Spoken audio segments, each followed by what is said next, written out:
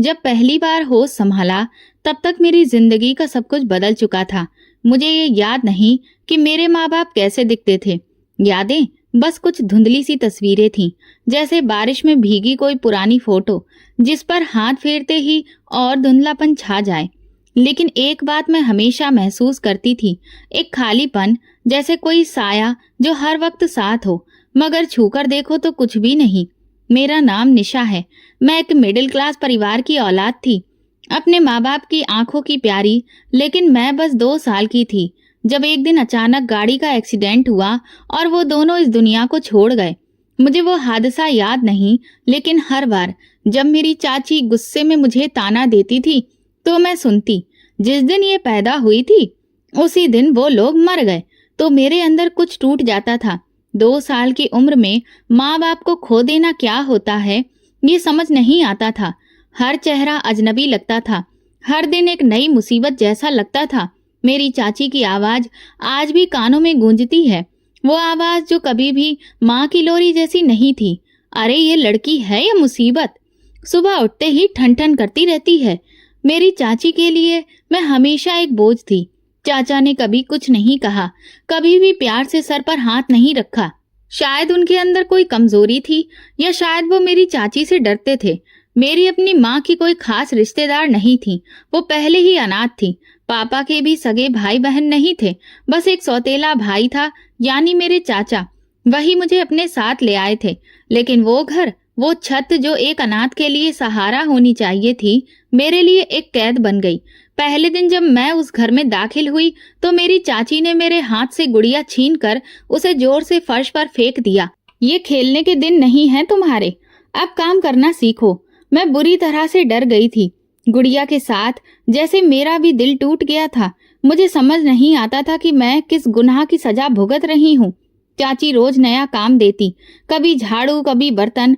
अगर गलती हो जाती तो जूते पड़ते, गालियां भी सुननी पड़ती, और वो शब्द जो मेरी छोटी उम्र के लिए जहर से कम नहीं थे। देख, यही वजह है, तभी तो मैं कहती हूँ इसे मत लाओ घर, कल को न जाने क्या मुसीबत बन जाएगी। चाचा कभी कुछ कहने की कोशिश करते तो चाची ऊंची आवाज कर देती, तुम्हें तो वैसे भी मुझसे दिक्कत है, क्या मैं किसी की भलाई कर रही हूँ? तुम्हारे भाई की निशानी होगी ये लड़की, लेकिन मेरे लिए तो बस एक खर्चा है। मैं चुपचाप रोती रहती थी, कभी किसी कोने में, कभी रजाई के अंदर, जहाँ कोई सुन न सके। मेरा दिल चाहता कि माँ आ जाए, मुझे गोद में उठाए, मेरी गुड़िया वापस कर ले, लेकिन वो तो किसी और ही दुनिया में चली गई थी। एक दिन बारिश हो रही थी, बिजली चमक रही थी। मैं खिड़की के पास बैठी छत से टपकते पानी को देख रही थी। चाची ने जोर से पुकारा, झापड़ खाएगी या फिर बर्तन धोएगी? दोपहर का खाना गरम कर। मैं भागकर किचन में गई, पैर फिसल गया और हाथ जल गया। चाची ने एक नजर भी नहीं डाली, बस गाल पर एक थप्पड़ मारा। इतना सा काम करना भी नहीं आता तुझे? चाचा ने बीच बचाव करने की कोशिश की। बस करो, बच्ची है। अच्छा, बच्ची है, 2 साल की तो नहीं रही है अब, और हमने कोई अनाथालय नहीं खोल रखा है। वो रात मेरी आंखों से नींद छीन ले गई। मेरे दिल से सुकून की ठंडक खत्म हो चुकी थी। मैं जल्दी ही समझ चुकी थी कि दुनिया में मेरा कोई नहीं है। हर इंसान सिर्फ अपने फायदे के लिए सोचता है, और हर दिल में कोई ना कोई हिसाब चलता रहता है। मैं तो बस एक गैर जरूरी मजबूरी थी, जो ना चाहते हुए भी जिंदा थी। मेरी चाची ने मुझे हमेशा सिर दर्द समझा, लेकिन मुझे तब अंदाजा हुआ जब मैंने देखा कि मैं उनके लिए सिर्फ एक बोझ नहीं, बल्कि कमाई का मौका भी थी।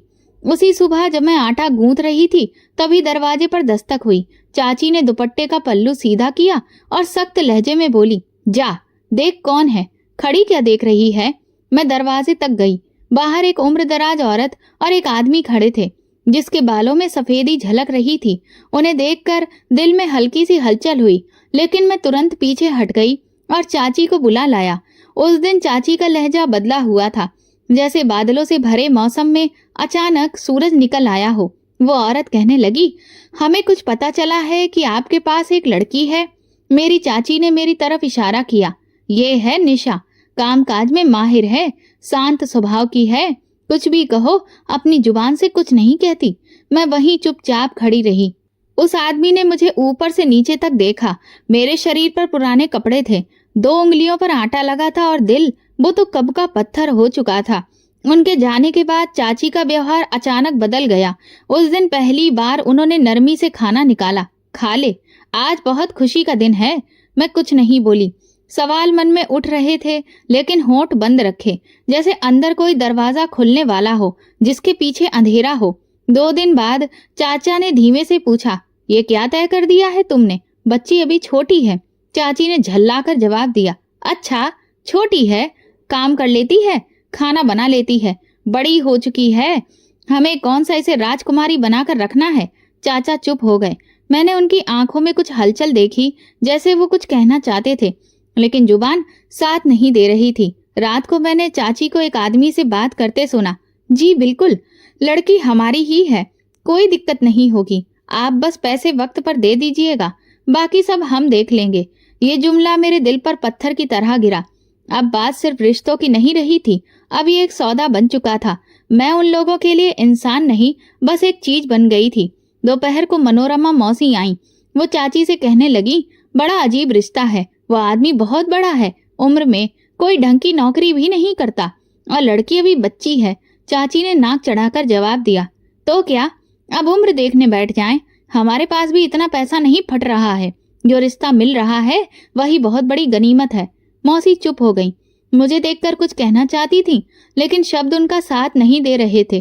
फिर चाची ने मेरे लिए एक पुरानी ड्रेस निकाली, उसे प्रेस किया और कहा, अब यही पहनना है, अगले हफ्ते शादी है। मैंने कुछ नहीं कहा। अब हैरान होना भी छोड़ चुकी थी, बस चुपचाप सब सहना मेरी आदत बन गई थी। शादी वाले दिन बारिश हो रही थी। मोहल्ले के कुछ लोग, मनोरमा मौसी और कुछ अजनबी चेहरे जमा थे। पंडित मंत्र पढ़ रहा था और मैं उस आदमी के बगल में बैठी थी। पंडित ने कहा, हाथ उस आदमी के हाथ पर रखो। मैं चुपचाप बैठी रही। तभी चाची ने मेरी कमर पर जोर से चिकोटी काटी और मैंने हाथ रख दिया, और इस तरह से वो सौदा पूरा हो गया। शादी के बाद मैं विदा होकर अपने पति अमित के साथ ससुराल आ गई। वो खामोश इंसान थे और उनके चेहरे पर उम्र के निशान साफ दिखते थे। उन्होंने गाड़ी की चाबी घुमाई और बस इतना कहा, चलो। रास्ते भर कोई भी बात नहीं हुई।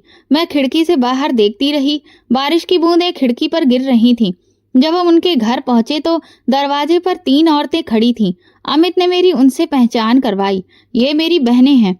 उन तीनों ने मेरी तरफ ऐसे देखा जैसे कोई नई नौकरानी आ गई हो। यही है, एक ने कहा। हाँ यही है, अमित ने ठंडा सा जवाब दिया। मुझे फिर एक कमरे में ले जाया गया, जिसमें सिर्फ एक पलंग, एक संदूक और एक खिड़की थी। वही मेरी नई दुनिया थी। अगले दिन सुबह सवेरे एक बहन ने आकर मुझे जगाया, उठो, नाश्ता बनाओ, सारा घर तुम्हें ही संभालना है। मैं चुपचाप काम करने लगी।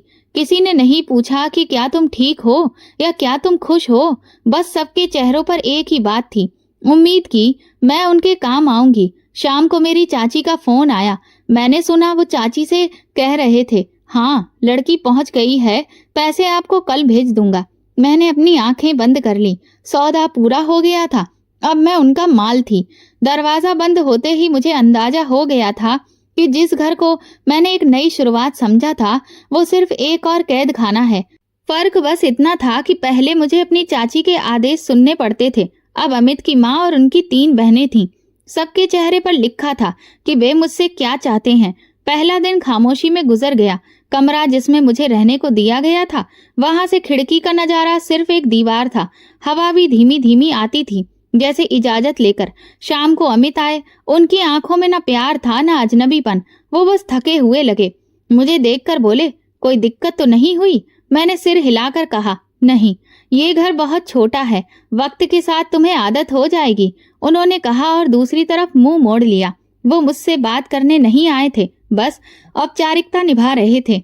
अगली सुबह सूरज निकलने से पहले ही दरवाजे पर दस्तक हुई। नंद की आवाज आई, उठो, नाश्ता बनाना है, सास को दवाई भी देनी है, बर्तन भी धोने हैं।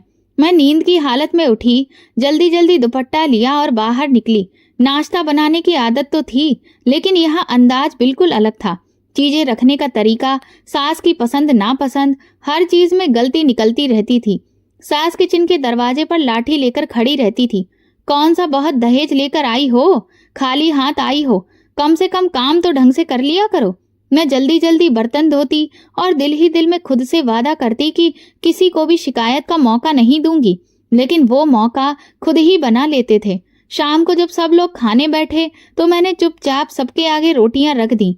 सास ने एक निवाला चखा और नाक चढ़ा दी, इसमें नमक बहुत ज्यादा है। क्या तुमने कभी घर में खाना नहीं बनाया?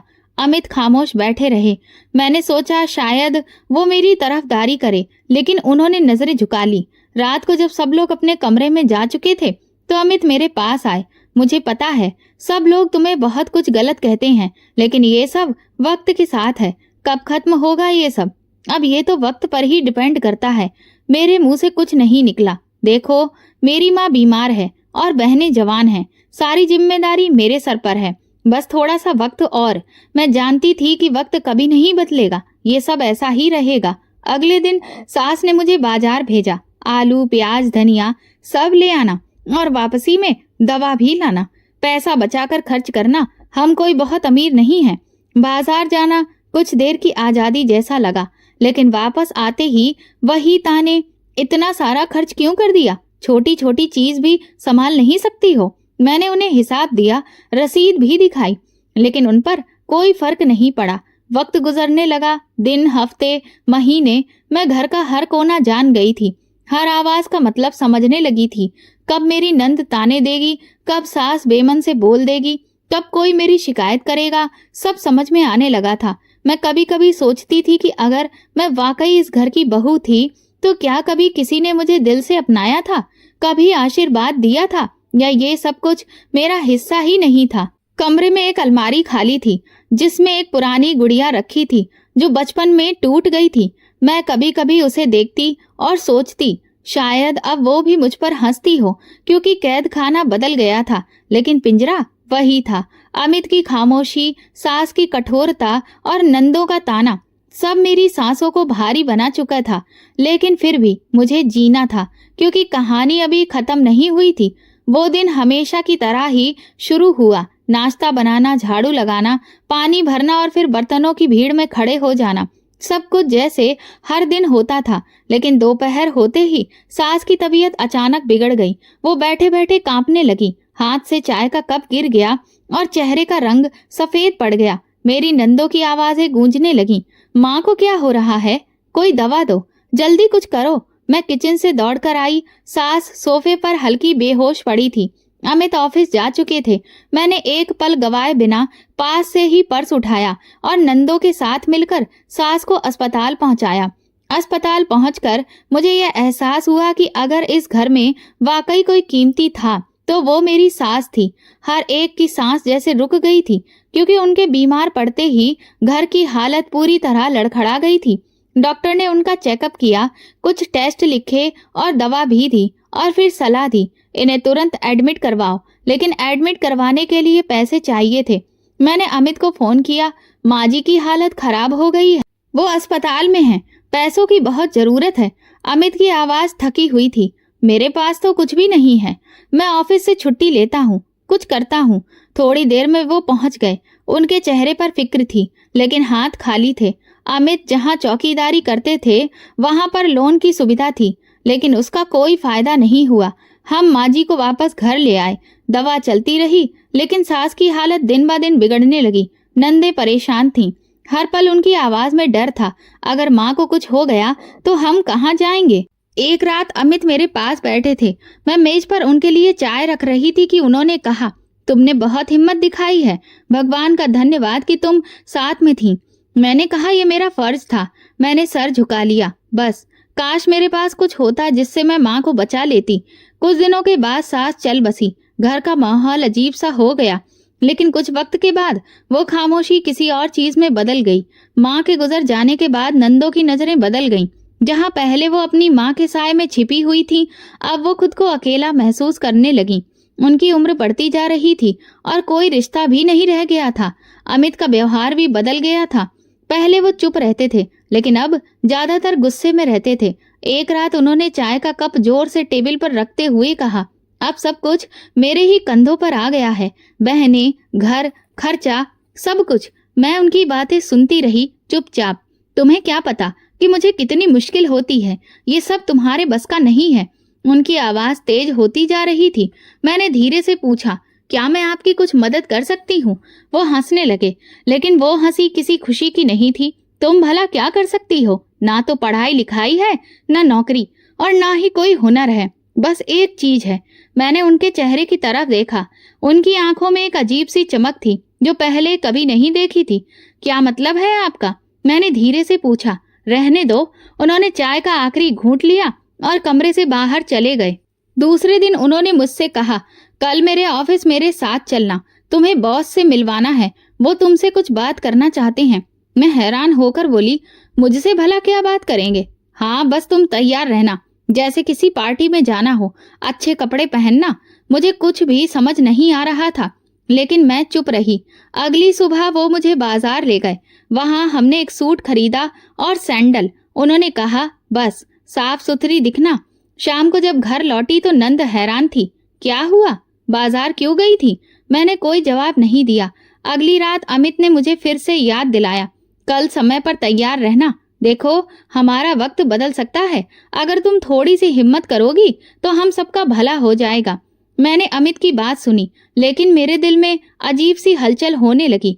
अमित ने मुझे ऑफिस के बाहर बाइक से उतार दिया। शाम का वक्त था और मौसम में अजीब सी ठंडक थी, लेकिन मेरे अंदर बेचैनी छाई थी। मैंने पूछा, किससे मिलने आए हैं यहाँ? वो सीधे सामने देखते हुए बोले, कहा ना, बॉस से। वो कह रहे हैं कि वो तुम्हें बस देखना चाहते हैं। एक छोटी सी मुलाकात है। मेरे कदम रुक गए। भला इसमें मेरी क्या जरूरत है? उन्होंने चेहरा मेरी तरफ मोड़ते हुए कहा, अगर मैंने कहा है तो बस जरूरत है, बाकी की बातें बाद में करना। तुम्हारे वहां जाने से मेरा फायदा है, मेरी तरक्की हो सकती है, सैलरी भी बढ़ सकती है और काफी सारी सुविधाएं भी मिल सकती हैं। मैंने सख्त लहजे में कहा, अमित, ये कैसा फायदा है? उसने गुस्से में कहा, तुम्हें दिक्कत क्या है? बस एक मुलाकात ही तो करनी है। देखो, मुझे ये सब पसंद नहीं है। मैंने बात काटते हुए कहा, तो फिर बताओ क्या करोगे? वापस अपनी चाची के घर जाओगी? शायद तुम ये भूल गई हो कि उन्होंने तुम्हें किस तरह से बेच दिया था। मेरे कदम जमीन में धंस गए। वो आगे बढ़ गए और मुझे पीछे छोड़ गए। वो रात बिना कुछ कहे गुजर गई। मैं घर वापस आई तो मेरी नंदें अपनी जगह खुश थीं, जैसे कुछ अच्छा होने वाला हो। किसी ने कुछ नहीं पूछा और मैंने कुछ बताया नहीं। अगले दिन अमित देर से आया। उसने कपड़े बदले, चाय ली और धीरे से बोला, कल रात बॉस ने कहा है कि अगर तुम उनसे इसी तरह मिलती रहो तो वो मेरा प्रमोशन कर देंगे। महीने 1.5 महीने में एक नया घर भी मिल सकता है। मैंने उसे घूर कर देखा। लगता है तुम पागल हो चुके हो। तुम ये चाहते हो कि मैं अपनी इज्जत किसी के सामने बिछा दूं, सिर्फ तुम्हारी तरक्की के लिए? उसने चाय का कप टेबल पर रखते हुए कहा, हाँ, क्योंकि तुम्हारी इज्जत ने अब तक हमें क्या दिया है भला? तुम यहाँ खाली हाथ आई थी, ना तो कोई दहेज लाई, ना पैसा, और ना ही कोई ऊंचा रिश्ता। अब अगर तुम्हारे चेहरे, तुम्हारे वजूद से कोई फायदा उठाया जा सकता है तो फिर मैं क्यों ना उठाऊं? मेरे दिल पर जैसे किसी ने घूंसा मारा हो। मैं चुप रही। आंखों में सिर्फ एक सवाल था, क्या ये वही अमित है जिसने कभी मेरे सामने हमदर्दी से बात की थी? वो सोफे से उठा और कहने लगा, कल रात तैयार रहना, एक अच्छी सी ड्रेस लाकर दूंगा। मेरा बॉस अगर खुश हो गया तो हम सबकी जिंदगी बदल जाएगी। मैंने उसे रोकने की कोशिश की। अमित, प्लीज, मैं तुम्हारी पत्नी हूँ, मुझे ये सब करने के लिए मजबूर मत करो। वो पलट कर बोला, पत्नी हो इसीलिए तो कह रहा हूँ कि मेरे हर इरादे में मेरा साथ दो, वरना फिर तलाक के कागज तैयार हैं। अगले ही दिन तलाक दे दूंगा और तुम्हें चाची के घर पटक आऊंगा। फिर वही बर्तन, वही झाड़ू और वही रोज की गालियां। मैंने वो रात जाग कर गुजारी। आंखें जब भी बंद करती, मेरी चाची का वही घर नजरों के सामने आ जाता। बहुत तेज आवाजें, वो झिड़कियां, वो हर दिन की मार, और दूसरी तरफ अमित था जो मेरी इज्जत की कीमत लगा रहा था। अगली शाम वो एक नया सूट मेरे हाथ में पकड़ाकर बोला, ये पहनो, तैयार हो जाओ। तुम जितनी खूबसूरत दिखोगी उतना ज्यादा फायदा होगा। मैंने वो सूट हाथ में पकड़ा और कमरे में आ गई। दरवाजा बंद किया और शीशे के सामने खड़ी हो गई। खुद को देखा, कुछ देर नजर झुकी रही, फिर खुद से कहा, क्या मैं अब एक सिर्फ चेहरा हूँ? अमित दरवाजे पर दस्तक देने लगा। चलो, देर हो रही है। मैं तैयार हो गई, वैसे ही जैसे अब मेरे हाथ में कोई फैसला नहीं बचा था, जैसे कोई कठपुतली जो किसी डोर के इशारे पर चलती है। दूसरी रात फिर वही रास्ता, वही बंगला, वही खामोशी। अमित ने हमेशा की तरह मुझे बाइक पर बैठाया और रास्ते भर कोई बात नहीं हुई, जैसे मैं कोई सामान हूँ जिसे वो किसी जगह डिलीवर करने ले जा रहा हो। जब हम गेट पर पहुंचे तो वो मुझे लॉन्च तक लेकर गया। एक बार फिर वही नौकर और फिर वही बात, मैडम को यहीं छोड़ दीजिए, वो बाद में आएंगे। अमित चुपचाप पलटा और चला गया। मैं उसी लॉन्च में अकेली रह गई। वहीं पर बैठी बैठी वक्त गुजरता रहा। कमर में दर्द होने लगा। कभी सामने की घड़ी को देखती, कभी उस दरवाजे की ओर जहां से कोई आने वाला था, लेकिन वो दरवाजा सारी रात वैसा ही बंद रहा। कभी कभी कोई नौकर पानी दे जाता या पूछ लेता, चाय ले आऊं? मैं इनकार में सिर हिला देती। दिल वैसे भी किसी चीज की चाह नहीं रखता था। रात के करीब 3 बजे मैंने खुद को सोफे पर लिटा दिया, आंखें बंद कर ली, लेकिन नींद नहीं आ रही थी। सिर्फ तरह तरह के विचार आ रहे थे। ये सब क्या हो रहा है? सुबह हुई तो वही नौकर फिर आया। इस बार उसके हाथ में एक लिफाफा था। साहब ने कहा है कि आप घर चली जाइए, ये पैसे ले जाइए, अपने पति को दे दीजिएगा। मैंने लिफाफा पकड़ा और चुपचाप बाहर निकल आई। दरवाजा मेरे पीछे बंद हुआ। गाड़ी पहले से मौजूद थी। मुझे घर छोड़ा गया। मैं अंदर आई तो अमित तैयार हो रहा था। आ गई? हाँ, गाड़ी छोड़ गई थी। उसने जैसे ही लिफाफे की तरफ देखा तो लपक कर पकड़ लिया। लिफाफा खोलकर खुशी से बोला, अरे वाह, ये तो पिछली बार से भी ज्यादा है। शाबाश, तुम तो बहुत ही काम की निकली हो। मैंने उसकी तरफ देखा, लेकिन कुछ कह नहीं पाई। वो पहले ही खुद में इतना मगन था कि मेरी खामोशी भी उसे सुनाई नहीं दी। नंदे खाने के समय हैरत से पूछने लगी, ये भाभी इतनी चुप क्यों रहती है?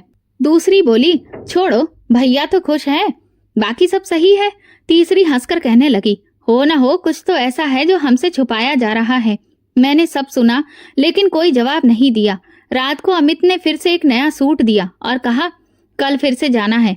तुम्हारा वहां रोज रोज जाना हमारे लिए बहुत फायदेमंद हो रहा है। हर दिन तरक्की के करीब पहुंच रहे हैं। मैंने पूछा, अमित, क्या तुम्हें कभी ये ख्याल नहीं आता कि वहां पर क्या होता है? वो बड़ी लापरवाही से बोला, मुझे इस सब से कोई मतलब नहीं है। मुझे तो बस पैसों से मतलब है। तुम वहां जाकर बैठो, पैसे लो और वापस आओ। बाकी जो है वो हमारी कोई दिक्कत नहीं है। मुझे ऐसा लगा जैसे मेरे जमीर को किसी ने 2 टुकड़ों में बांट दिया हो। एक इंसान जो सवाल करता है, एक जज्बा जो खामोश कर दिया जाता है। फिर वैसा ही हुआ। मैं बंगले के अंदर गई, सोफे पर बैठी, दरवाजा बंद, नौकर चुपचाप। वक्त चलता रहा। खाने की खुशबू आ रही थी। जूस दिया गया, दिल नहीं माना। ना कुछ खाया ना पिया। सारी रात सोचती रही, ये खेल क्या चल रहा है? क्यों बार बार मुझे यहाँ बुलाया जा रहा है? क्यों कोई मुझसे मिलने नहीं आता, न कुछ कहता है? फिर पैसे देकर वापस क्यों भेज दिया जाता है? सुबह वही नौकर आया, हाथ में लिफाफा था। सर ने कहा है कि आपको गाड़ी छोड़ आएगी, अकेली मत जाइएगा। रास्ते में गाड़ी के शीशे से बाहर देखते हुए मैं सोच रही थी, क्या ये सजा है या फिर इस सब के पीछे कोई और मकसद है? अगर मकसद सिर्फ शरीर होता तो अब तक बहुत कुछ हो चुका होता, लेकिन ये सब बिना किसी आवाज के, बिना किसी हरकत के और बिना किसी मकसद के आखिर है क्या? घर पहुंची तो आज फिर अमित खुशी खुशी लिफाफा खोल रहा था। बहुत बढ़िया, अब तो हम नया फ्रिज भी खरीद सकते हैं और वॉशिंग मशीन भी। और अगर सब कुछ ऐसा ही चलता रहा ना तो 1 साल में सब बदल जाएगा। मैंने उससे पूछा, कभी सोचा है कि अगर वो चाहे तो हो सकता है मुझे वापस ही ना भेजें? अरे, वो इतने समझदार हैं कि अच्छे से जानते हैं कि तुम तभी कीमती हो जब तुम यहाँ वापस आ जाती हो, इसीलिए तो भेज देते हैं। और उसकी बात मेरे अंदर जैसे खंजर बनकर लगी। अब मैं सिर्फ फायदा देने वाली एक औरत रह गई थी। अमित की नजर में इज्जत वो चीज थी जो पैसों में बदली जा सकती थी। चौथी रात मैं उस बंगले में नहीं गई, बल्कि मैंने फैसला कर लिया था, अब और तमाशा नहीं जीना है। सुबह उठी, दुपट्टा लपेटा और चुपचाप दरवाजे से निकल पड़ी। मेरी नंदे अभी भी सो रही थी और अमित ऑफिस के लिए निकल चुका था। मैंने किसी से कुछ नहीं कहा। धीरे धीरे रास्ता तय किया। मेरी उंगलियां अपने दुपट्टे को कसकर पकड़े हुए थीं, जैसे अंदर की घबराहट को छुपाने की कोशिश कर रही थी। रास्ता वही था जो हर बार अमित के साथ तय किया था, लेकिन आज पहली बार अकेली जा रही थी। मेरे कदम लड़खड़ा रहे थे, लेकिन अंदर सवालों का शोर था। बार बार वही दृश्य मन में घूम रहा था। खाली लॉन्ज, बंद दरवाजे, खामोश नौकर और सुबह के समय हाथ में लिफाफा। ये कौन सा खेल चल रहा है? आखिर कौन है जिसने मुझे यहाँ लाकर बिठाया और फिर भी कभी छुआ तक नहीं? अगर मकसद सिर्फ पैसे फेंकना है तो क्यों, और अगर जरूरत ही नहीं है तो बार बार बुलाने की वजह क्या है? ऑफिस के गेट पर पहुंची तो वहां अमित मौजूद नहीं था, बल्कि एक दूसरा गार्ड था। मैंने कहा, मुझे अंदर जाना है। वो बोला, अमित साहब की पत्नी हो? उसने नजर घुमाई और फिर कहा, आज साहब तो बॉस के साथ हैं, आप भी अंदर जा सकती हैं। अपना नाम बता दीजिए। मैंने धीरे से कहा, निशा। गार्ड ने इंटरकॉम पर कुछ बात की और फिर दरवाजा खोल दिया। जैसे ही अंदर गई, हवा का झोंका मेरे चेहरे से दुपट्टा पीछे धकेलने लगा। मैं तुरंत ही दाएं तरफ मुड़ गई। वहां कोई नहीं था। दीवार पर एक बड़े कमरे की ओर एक एरो बना था, जिसके बाहर लिखा था डायरेक्टर ऑफिस। मैं वहीं गई। दरवाजा हल्का बंद था। मैंने हल्की दस्तक दी और दरवाजा खोलकर अंदर चली गई। वो लम्हा मेरी जिंदगी का रुख मोड़ने वाला था। मेरी तरफ पीठ किए कोई फोन पर बात कर रहा था। जैसे ही वो मुड़ा, मेरी सांस थम गई। सामने राघव था, मेरा बचपन का दोस्त और पड़ोसी। वही राघव जो मुझे कहानियां सुनाता था, जो मेरे लिए अपने घर की दीवारों पर नाम लिखा करता था। और फिर एक दिन वो कहीं विदेश चला गया था। उसके बाद उसने कभी पलटकर नहीं देखा, या शायद आया होगा, लेकिन मेरी किस्मत में उससे मिलना नहीं लिखा था। मेरे मुंह से बस निकला, तुम। वो उठकर मेरे पास आया, जैसे वो पहले से जानता हो कि मैं आने वाली हूँ। निशा, आखिर तुम खुद यहाँ आ ही गईं। मेरे कदम जम गए। आवाज रुकी हुई थी। मैंने बस एक शब्द कहा, तुम। वो सोफे पर बैठ गया और गहरी सांस ली। हाँ, मैं वही हूँ जो तुम्हें कभी बचाना चाहता था, लेकिन वक्त से हार गया था। मैं खामोश हो गई, बस उसे देखती रही। वो कहने लगा, तुम्हें याद है बचपन में जब तुम अपनी चाची की मार से डरकर मेरे घर में जाकर छुप जाती थी, तो मैं तुम्हें चॉकलेट लाकर देता था। मैंने नजर झुका ली। ये सब क्यों हो रहा है? ये खेल क्यों? राघव ने धीरे से कहा। मैं जब वापस आया तो पता चला कि तुम्हारी शादी हो चुकी है। फिर एक दिन तुम्हें ऑफिस में अमित के साथ देखा और उसने खुद तुम्हारी बात छेड़ दी। मैंने बेयकीनी से उसे देखा। उसकी आवाज में नफरत थी। हाँ, वो तुम्हारी खूबसूरती के तारीफों के पुल बांध रहा था। मैंने उसे आजमाने के लिए कहा, अगर मैं तुम्हारी पत्नी से एक रात की मुलाकात चाहूं तो, और वो तुरंत मान गया। मेरे हाथ कांपने लगे, लेकिन मैंने फिर भी फैसला किया कि तुम्हें उन लोगों के बीच नहीं रहने दूंगा जिन्होंने तुम्हें बेचा। अमित को मैंने वही दिया जिसकी वो उम्मीद कर रहा था, लेकिन मैंने तुम्हें कभी छुआ तक नहीं। मैंने फिर पूछा, और वो पैसे? वो सिर्फ उसकी गंदी आदतों को और बढ़ाने के लिए थे, ताकि उसे यही लगे कि सब कुछ उसी की मर्जी से हो रहा है और वो तुम्हें बार बार वहां भेजे। लेकिन असल में मैं तुम्हें उससे आजाद करने की तैयारी कर रहा था। मैं चुपचाप खड़ी रही, आंखों में सवाल, दिल की धड़कन तेज। अब ये तुम पर है कि तुम क्या चाहती हो। राघव की आंखों में वही नमी थी जो बचपन में हुआ करती थी। मैंने खुद से पूछा, क्या मैं अभी भी एक कठपुतली हूँ, या अब वक्त आ गया है कि मैं अपने ही हाथों में बंधी डोर को काट डालूं? दरवाजे पर हल्की सी आहट हुई। अमित खड़ा था। उसका चेहरा पीला पड़ चुका था। वो बोला, ये क्या हो रहा है? तुम यहाँ क्यों आई हो? राघव ने कहा, तुम्हारे लिए भलाई इसी में है कि तुम यहाँ से चले जाओ। तुम्हें इस नौकरी से निकाल दिया गया है। अमित ने मेरी तरफ देखा। तुमने मेरी इज्जत मिट्टी में मिला दी। मैंने उसकी आंखों में देखा और धीरे से जवाब दिया, इज्जत? वो तो तुम पहले ही बेच चुके थे। उसकी जुबान बंद हो गई। वो मुड़ा और चुपचाप बाहर निकल गया। राघव ने दरवाजा बंद किया और कहने लगा, निशा, अब तुम्हें वो फैसला लेना है जो तुमसे हमेशा छीना गया था। अब ये जिंदगी तुम्हारी है। मैंने पहली बार सिर उठाकर कहा, मुझे आज पहली बार लग रहा है कि मैं खुद के लिए बोल सकती हूँ। राघव ने मुस्कुराकर कहा, तो फिर बोलो, क्योंकि अब तुम कोई कठपुतली नहीं रही हो। वो मेरे सामने बैठा था और अमित जा चुका था। खामोशी कुछ लम्हों के लिए छा गई। मेरे हाथ ठंडे पड़ने लगे, जैसे कमरे की हवा एकदम से ठहर गई हो। उसने टेबल पर रखी एक फाइल मेरी तरफ सरकाई। ये अमित की नौकरी से जुड़ी हुई फाइल है। जब मैंने कंपनी खरीदी थी तब वो पहले से ही यहाँ चौकीदार का काम कर रहा था, लेकिन उसकी आंखें हमेशा किसी लालच की तलाश में मेरे सामने नाचती रहती थी। मैंने फाइल खोली, कागज देखे जिनमें मेरी तस्वीर और मेरे बारे में कुछ शब्द मौजूद थे। राघव कहने लगा, उस दिन जब तुम पहली बार लॉन्ज में बैठी थी, मैंने तुम्हें देख लिया था। पहचानने में देर नहीं लगी। फिर मैंने जानबूझकर अमित को बुलाया और वही पेशकश की, ताकि देख सकूं कि वो क्या करता है।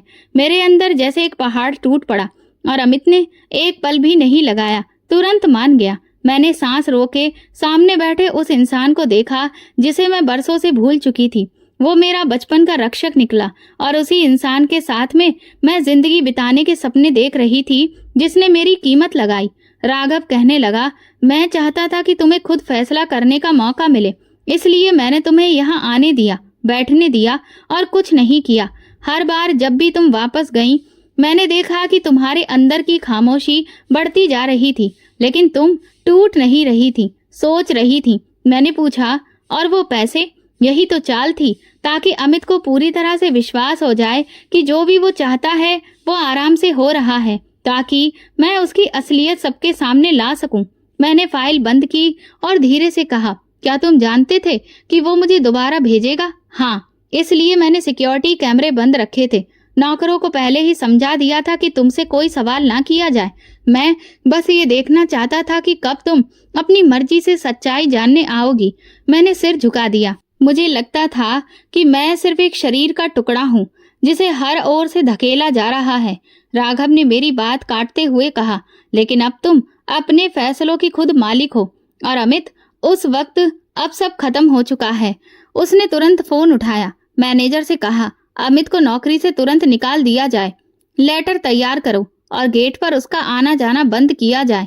फिर मेरी तरफ देखकर बोला, किसी के साथ जुल्म देखकर चुप रहना भी एक तरह का जुल्म है, और खामोशी से सहना खुद पर जुल्म, और तुमने दोनों खत्म कर दिए। मैं उठकर खिड़की के पास गई। नीचे लॉन में अमित किसी से बहस कर रहा था। अचानक 2 गार्ड उसके पास आए और उसके हाथ से आईडी कार्ड ले लिया। वो जोर जोर से कुछ कह रहा था, शायद अंदर आने की इजाजत मांग रहा था। फिर उसने ऊपर देखा, खिड़की की तरफ। मैं वहीं खड़ी थी। वो पल ठहर गया। हमारे बीच एक शीशे की दीवार थी, लेकिन असली दीवार तो वो थी जो बरसों में खड़ी हो गई थी। राघव ने पर्दा हटा दिया। अमित ने नजर झुका ली और फिर पीछे हट गया। गेट उसके पीछे बंद हो गया और मेरे दिल में एक अजीब सा सुकून छा गया।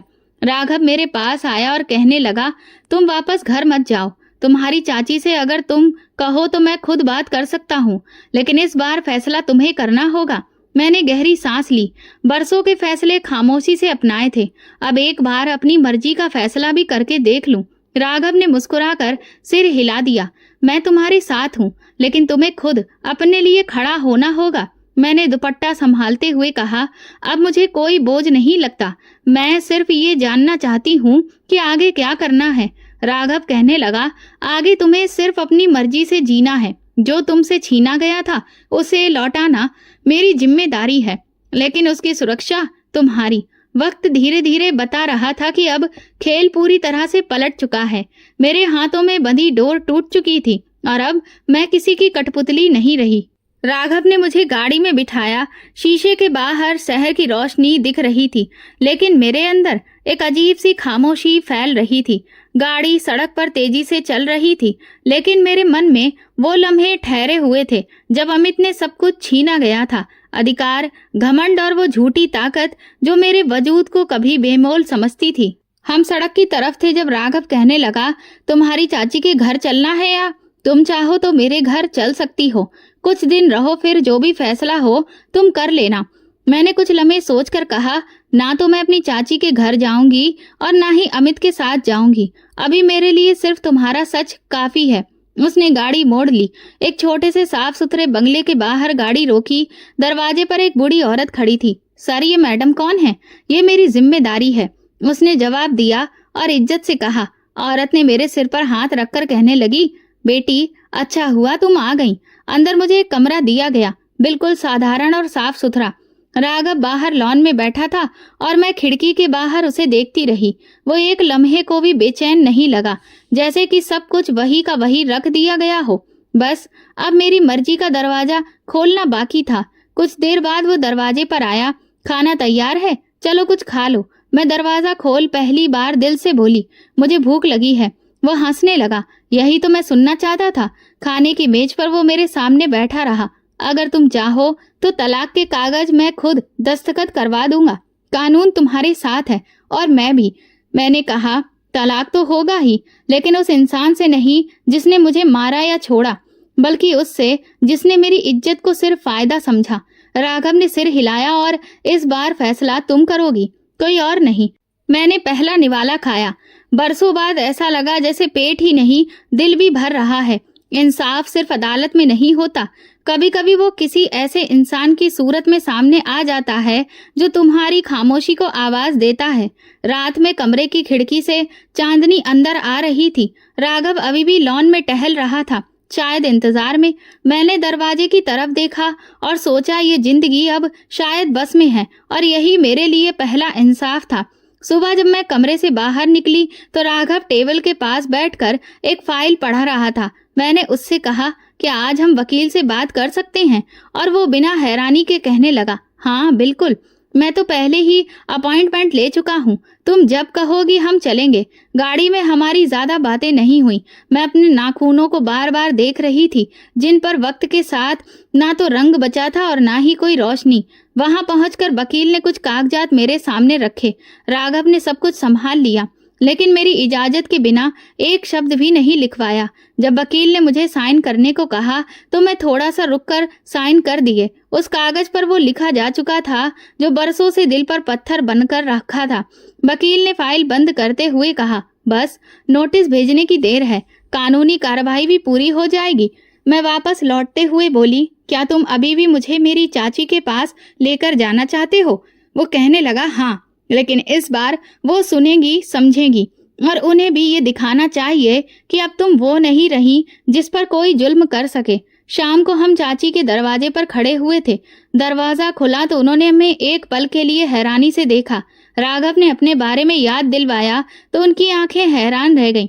उन्होंने तुरंत हमें सोफे पर बिठाया। राघव ने सीधी बात की, देखिए चाची, आपने निशा के साथ जो कुछ भी किया, क्या आपको लगता है कि वो माफ करने के काबिल है? वो चुप रही।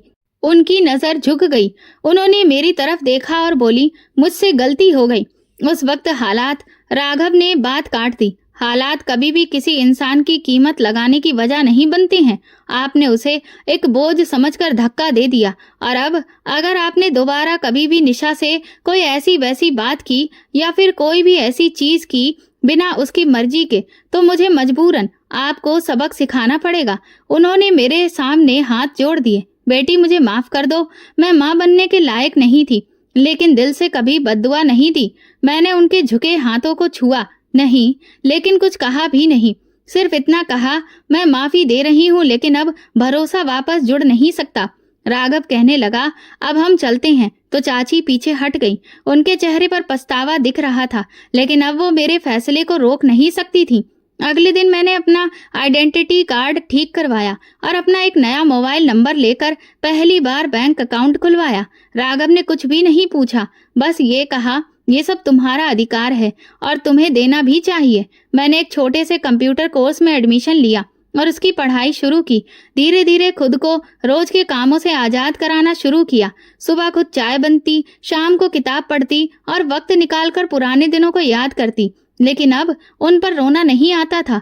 एक दिन मेरी नंद का फोन आया। हैरान होकर बोली, भाभी आप कहाँ हो? भैया तो कुछ बताते नहीं और तुम भी गायब हो गई हो। मैंने जवाब दिया, जो जिंदगी वो तुम्हें दिखाता था वो झूठ थी, अब सच मैं हूँ। फिर फोन बंद कर दिया। उनके लिए मेरी कोई अहमियत नहीं थी। मैंने सीखा कि आजादी का मतलब सिर्फ दीवारों से बाहर जाना नहीं होता, बल्कि अंदर की जंजीरों को तोड़ना भी होता है, और वो मैं कर चुकी थी। तलाक के कागज मेरे हाथ में आए तो मैंने उसे किसी जीत की तरह नहीं देखा। ये सिर्फ कागज था। असली जीत तो वो खामोशी थी जो मेरे अंदर से निकल गई थी। मैंने वो कागज ट्रायल में रखा और दराज बंद करके वक्त में शीशे के सामने खड़ी थी। चेहरे पर मुस्कुराहट थी और आंखों में सुकून। पहली बार मैंने खुद को देखा और दिल से कहा, ये मैं हूँ, अपनी मर्जी से जीने वाली। एक शाम राघव मेरे दरवाजे पर खड़ा था। उसके हाथ में एक लिफाफा था।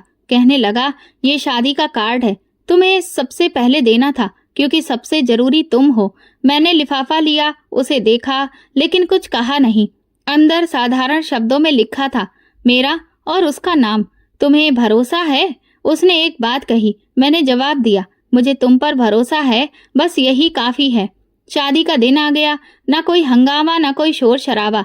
दावत भले ही छोटी थी, लेकिन सब कुछ कायदे से हो रहा था। राघव बोला, तुम जो पहनोगी वही सबसे खूबसूरत लगेगा। तुम्हारी मर्जी, तुम्हारा दिन है। मैंने हल्का गुलाबी रंग का एक साधारण सा लहंगा पहना, जेवर भी कोई भारी भरकम नहीं थे। राघव ने मेरा हाथ पकड़ा पूरे अधिकार के साथ, वो हाथ जो बरसों तक खाली था, सिर्फ काम और तन मन की थकान उठाते हुए आज पहली बार किसी रिश्ते की मजबूती को महसूस कर रहा था। हमारी खुशी में शामिल होने के लिए मेहमान कम थे, लेकिन सबके चेहरे पर रौनक थी। मेरी चाची भी मिलने आई, लेकिन मैंने उनसे कोई खास बात नहीं की, बस औपचारिक मुस्कान दी। वो मेरे पास आकर कहने लगी, बेटी, तुम्हारी खुशी देखकर लगता है कि भगवान ने मुझे माफ कर दिया है। मैंने जवाब दिया, माफी भगवान से मांगते हैं और सब्र वक्त से लिया जाता है। रात के खाने के बाद राघव मेरे पास आया, बोला, अब एक नई शुरुआत होगी। मैंने सर हिलाया, लेकिन दिल के किसी कोने में वो पुराने दिन अभी भी धड़क रहे थे। जख्म चाहे भर गए थे, लेकिन उनके निशान रह गए थे। शादी के बाद राघव के साथ जो घर बना वो महल नहीं था, लेकिन सुकून की जगह था। हर चीज कायदे से, हर फैसला मेरी राय से। वो मेरी हर बात को सुनता, चाहे पसंद की हो या किसी और चीज की। एक दिन मैंने उससे कहा, राघव, मैं काम करना चाहती हूँ। उसने खुशी से कहा, बिल्कुल, लेकिन अपनी शर्तों पर, अपने वक्त और अपनी पसंद के साथ। मैंने एक छोटे से प्राइवेट स्कूल में टीचिंग का ऑफर एक्सेप्ट कर लिया। बच्चों के साथ वक्त बिताना, उन्हें पढ़ाना मुझे एक नई जिंदगी की ओर ले जा रहा था। वो लड़की जो कभी स्कूल जाने के लिए तरसती थी, अब किसी और का सपना पूरा कर रही थी। राघव हर दिन मेरे साथ होता था, लेकिन कभी मेरे रास्ते में नहीं आता था। उसे पता था कि मेरी जिंदगी की आजादी ही मेरा सबसे कीमती जेवर है। कभी कभी रात को जब सब कुछ खामोश होता, मैं आईने के सामने खड़ी हो जाती। पुराने दाग, पुरानी थकान अब मेरी पहचान नहीं रहे थे, लेकिन दिल जानता था कि वो गुजरे लम्हे ही मेरी बुनियाद बन चुके हैं। राघव ने एक बार रात को कहा, अगर तुम्हें कभी लगे कि तुम अकेली हो तो मुझे जगा देना। मैंने मुस्कुराकर कहा, जरूरत नहीं पड़ेगी, तुम जानते हो तभी तो मैं चैन से सो पाती हूँ। शादी के 1 महीने बाद हमने शहर से बाहर एक छोटी सी ट्रिप का प्लान बनाया। पहली बार मैं किसी होटल के कमरे में बिना किसी डर के थी। दिल में यही बात थी कि अब कोई गंदी नजर नहीं लगेगी। मैं खिड़की से बाहर देखकर बोली, काश मेरे माँ बाप जिंदा होते। राघव बोला, अगर वो होते तो शायद तुम्हारी शादी वो खुद मुझसे कराते। मैं हमेशा तुम्हारे काबिल बनने की कोशिश करता रहा हूँ। मैंने पूछा, और अगर वो नहीं मानते तो? वो हंसते हुए बोला, तो मैं सारी उम्र तुम्हें बचपन की कहानियां सुनाता रहता, बस तुम्हारे पास रहने का कोई ना कोई बहाना बना लेता। हम दोनों हंस पड़े। जिंदगी का पन्ना तेजी से आगे बढ़ रहा था। पुरानी किताब बंद हो चुकी थी, लेकिन उसके शब्द मेरी सोच का हिस्सा बन चुके थे। ये नया रिश्ता, नया सफर मेरे फैसले से शुरू हुआ था, और यही मेरी सबसे बड़ी जीत थी। राघव ऑफिस के काम से दिल्ली गया हुआ था। मैं घर में थी। दोपहर के समय स्कूल के बच्चों के प्रोजेक्ट्स पर काम कर रही थी, जब फोन बजा। एक अनजान नंबर था। हेलो निशा, मैं अमित की बड़ी बहन बोल रही हूँ। एक पल को सब कुछ जम गया। आवाज पहचानी, लेकिन उसके पीछे जो चेहरा था वो धुंधला पड़ चुका था। जी, सब ठीक है, मैंने साधारण सा जवाब दिया। अमित का एक्सीडेंट हो गया है। उसके हाथ पैर पूरी तरह से बेकार हो चुके हैं और जुबान भी अब ठीक से नहीं चल पाती। कुछ दिन तक वो अस्पताल में रहा, लेकिन अब घर पर है। मैंने सोचा तुम्हें बता दूं, आखिर तुम उसकी पत्नी रही हो, अगर चाहो तो आकर देख सकती हो। मैं थोड़ी देर चुप रही, फिर कहा, मैं उसके लिए बस प्रार्थना कर सकती हूँ दीदी। उसे देखना परखना अब मेरे अधिकार में नहीं रहा। उन्होंने कुछ देर बात की, बोली, हम खुद भी बहुत थक चुके हैं। वो हर वक्त तुम्हारा नाम लेता है, कभी माफी मांगता है, कभी आंखों में आंसू आ जाते हैं। शायद वो पछता रहा है। मैंने बात काट दी। पछतावा तभी सही लगता है जब उसकी कोई कीमत अदा की जाए, और मैं अपनी कीमत बहुत पहले चुका चुकी हूँ। अब कुछ भी वापस नहीं हो सकता। फोन बंद हो गया। खामोशी छा गई। मैंने खुद को संभाला और टेबल पर रखे प्रोजेक्ट्स में खुद को बिजी कर लिया, जैसे कुछ हुआ ही नहीं। शाम को राघव का कॉल आया। दिन कैसा गुजरा? मैंने बताया, मेरी बड़ी नंद का फोन आया था। अमित का भयंकर एक्सीडेंट हुआ है, जिसमें उसके हाथ पैर जवाब दे चुके हैं।